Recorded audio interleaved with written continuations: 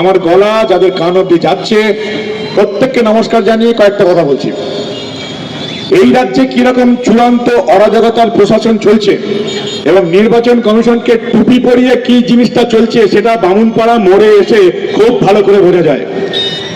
ইতিমধ্যে আপনারা জানেন ভোট এসে গেছে, নির্বাচনী আদর্শ আচরণবিধি চালিয়ে গেছে, এমসিসি লাগু হয়ে গেছে, কিন্তু আমাদের রাজ্যে তৃণমূলের আমলে, এই প্রশাসনের আমলে কোনো আইন কানুন কিচ্ছু নেই। আদর্শ আচরণবিধিতে বলছে কোনো মূল রাস্তার 10 ফুটের মধ্যে কোনো প্রার্থীর কোনো দলের রাজনৈতিক ব্যানার, হোর্ডিং, পতাকা কিচ্ছু থাকবে না। এবার আপনারা হিসেব করে দেখুন, এই যে বামুনপাড়া মোড়ের মূল রাস্তার কত ফুটের মধ্যে এই চমকানো একেবারে এই বড় বড় হোর্ডিং ব্যানার গুলো রয়ে গেছে।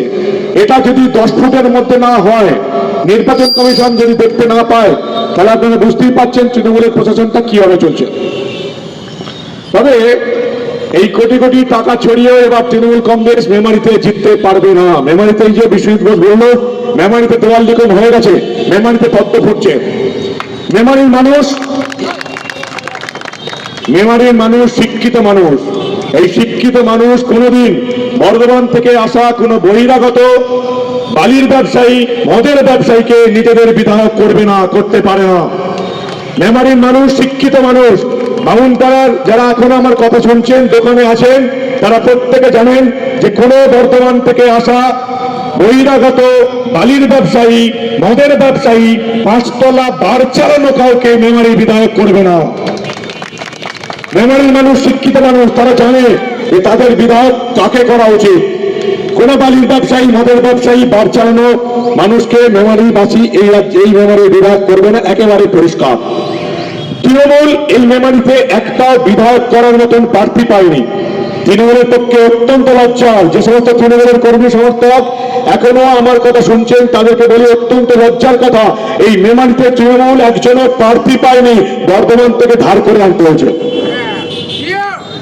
শুধু তাই নয়, বর্ধমান এবং মেমারির যারা তৃণমূল করেন তারা ভালো করেই জানেন বর্ধমান দক্ষিণ এবং মেমারি বিধানসভা আসন প্রার্থীরা কিভাবে পেয়েছে। প্রত্যেকে জানেন বর্ধমান এবং মেমারি যারা তৃণমূল করেন তারা প্রত্যেকে জানেন যে বর্ধমান দক্ষিণ এবং মেমারি বিধানসভা আসনটা এখানকার প্রার্থীরা কিভাবে পেয়েছে, তারা সবাই জানেন। অনেক কিছু বলবো, তার আগে কয়েকটা কথা আপনারা বলে দিই। এই বাস স্ট্যান্ডে দাঁড়িয়ে এই পশ্চিমবঙ্গের সবচেয়ে বড় চোরটা, সবচেয়ে বড় ফেরত বাজটা মানবগ্রহ সম্পর্কে অনেক কথা বলে গেছে। এ ডর মুঝে আচ্ছা লাগা ভাইপো, আরো পরিষ্কার করে বলতে হবে, অভিষেক বন্দ্যোপাধ্যায় বলে গেছে মানবগ্রহকে জেল খাটতে হয়েছে। এটা বলে যায়নি যে মানবগ্রহকে তার পুলিশ, অভিষেক বন্দ্যোপাধ্যায়ের পুলিশ কেন জেল খাটিয়েছিল। এটা বলে যায়নি যে অভিষেক বন্দ্যোপাধ্যায়ের পুলিশ মামলা করার পর 2 বছর সেই মিথ্যা মামলা টানার পর আর টানতে না পেরে ল্যাজ গুটিয়ে পালিয়ে গেছে। আপনারা বাস স্ট্যান্ডের সামনে যে ফেরত বাসটা এত কথা বলে গেল, তৃণমূলের নেতা কর্মী এবং মেম্বারবাসীর উদ্দেশ্যে বলি, এই ফেরত বাস থেকে কোনো সাংবাদিকরা কিন্তু জিজ্ঞেস করতে পারেনি যে কেসে মানবগ্রহকে অভিষেকের পুলিশ তুলেছিল সেই কেসটার এখন পরিস্থিতি কি। আপনারা শুনে রাখুন, আপনারা মেমারি সাংবাদিক, আপনারা অভিষেক বন্দ্যোপাধ্যায়কে প্রশ্ন করতে পারেননি। অভিষেক বন্দ্যোপাধ্যায় এবং মমতা বন্দ্যোপাধ্যায়ের পুলিশ সাংবাদিক মানবগ্রহের বিরুদ্ধে যে মিথ্যা মামলা করেছিল, পুলিশ সেই মিথ্যা মামলা ছেড়ে দিয়ে ল্যাজ গুটিয়ে পালিয়ে গেছে। আমি সেই পুলিশের বিরুদ্ধে মামলা করেছি, পুলিশ এবার জেলের খানি টানবে।